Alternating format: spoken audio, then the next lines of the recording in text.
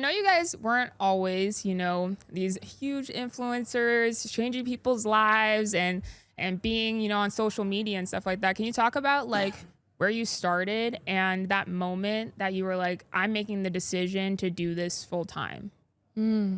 So I was watching Jasmine in network marketing. You know where we met? Actually, we met at the club. Okay. At the club. Yeah. At the At the club, we all club. fam. I was. We were not fam. Yeah, actually, I didn't like her. She did not like me. Yeah, I know. Okay. But that's a best friend story. You know, that always happens like that. That's She hilarious. judged me. I didn't really. Is what okay, she We did. don't have to get into the details, okay?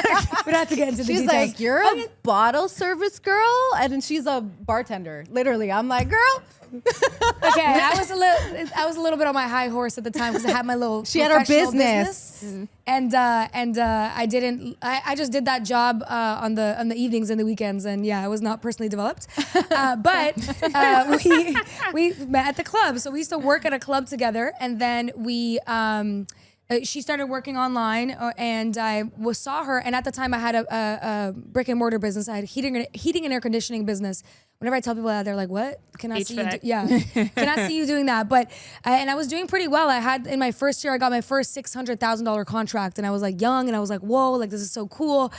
But I realized very quickly that the brick and mortar has so many limitations because I knew that I didn't want to live in Toronto. I'm from Toronto. It's very cold there. I do not fuck with the cold. Oh, sorry. I don't know if I'm allowed to swear. give me a thumbs up or not. You're good. Yeah, You're okay. good. It's your podcast. So not really.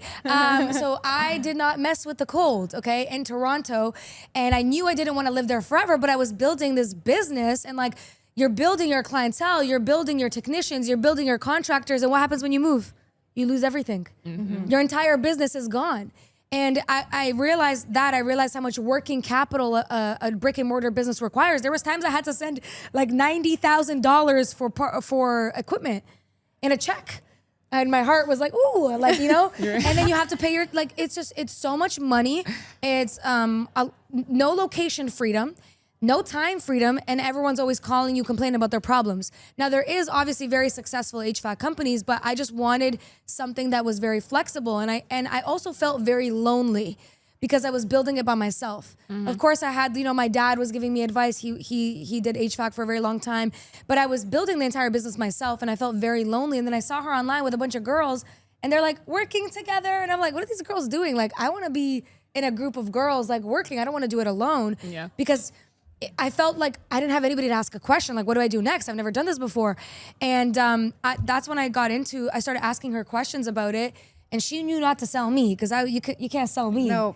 So she just I answered actually the question. didn't even try to sell her. She did. Because I knew how the did headache. you get her to be a part of your? don't- I You didn't. don't get a green she to be a got part. herself into it. Yes. I knew the You headaches I can't was going to sell get a green. from her. They have to sell themselves. you So know? what a green is, if you guys don't know, is someone who looks at every possible scenario and like overthinks everything and just, you know, like she Just analytical. analyzes Analytical. everything. So I am not like that. So I knew I wasn't going to sell her because I'm like, I don't have the answers for all the questions you have.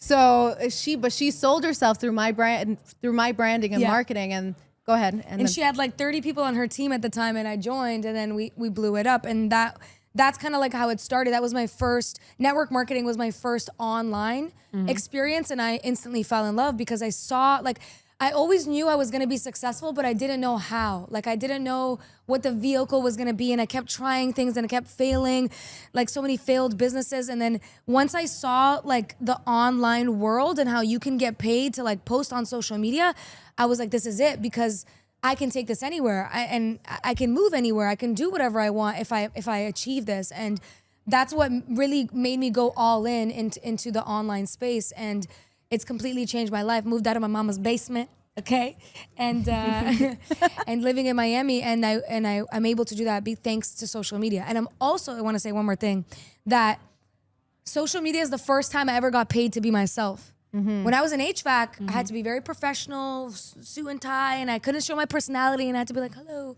Like, and they I would, can't imagine you being girl, like that. Yeah. they did not know I had a personality. They thought I was wallpaper. Like, that's how boring I had to be because they wouldn't respect me otherwise, right? It's a male-dominated industry. I had to tone down my personality, and I also didn't have the confidence that I have today. But then I went online, and I'm like, I got paid to be myself. Like, I could be my loud, crazy self, and I'm gonna make more money than pretending to be someone that I'm not, trying to impress these middle-aged European white men. You know, like it's facts. Yeah. So that's how I got into it. Yeah. My story is a little different.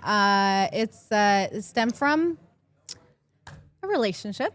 And I actually tried to figure out entrepreneurship online for 2 years, from 2017 to like 2019. And then I got into a relationship, and that guy's like, don't worry, you don't gotta work. I'll pay for everything. I got you. And I'm That like, always sounds like a plan. yeah. And I was like, wow, because I was trying to figure it out for 2 years. You're telling me I don't have to figure it out anymore. So I'm like, that's the lottery right there. So I went for it.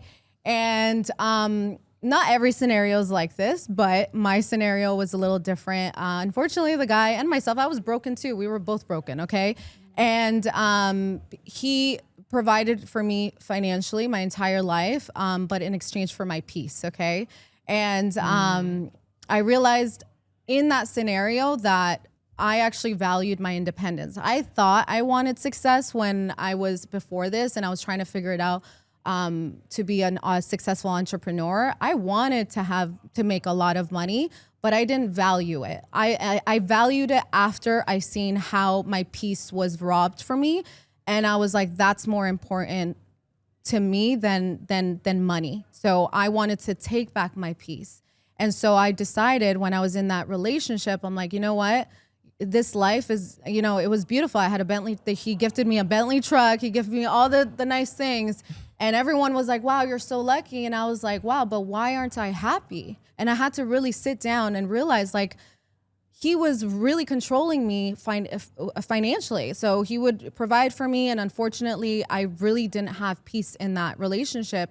And then I was like, okay, like, how can I solve this for myself? How can I actually have happiness in my life? And that's when I was like, okay, I know that I can take back the control by relying on myself and learning how to trust myself, because that's where it stemmed from. I tried for 2 years. It didn't work out. I failed, and I was tired. I couldn't figure it out, and I just didn't trust myself to do it. So that's why I handed that off to somebody else, and it robbed me of my peace. So I'm like, okay, how do I take this back?